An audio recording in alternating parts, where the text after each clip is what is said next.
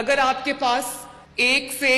10 मरले का प्लॉट है, वो आपके नाम है, आपकी मलकियत में है, तो उसके अगेंस्ट आपको 15 लाख रुपए तक का कर्जा मिलेगा।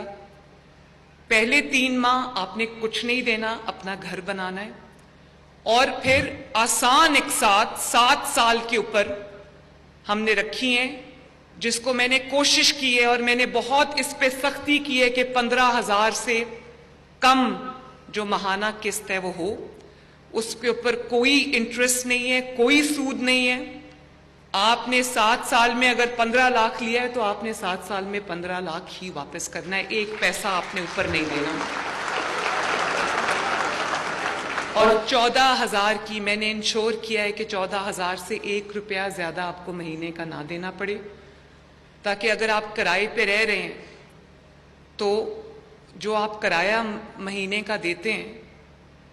उससे वो किस्त कम हो, ताकि आपकी जेब पे बोझ भी ना पड़े। आपने और खर्चे भी,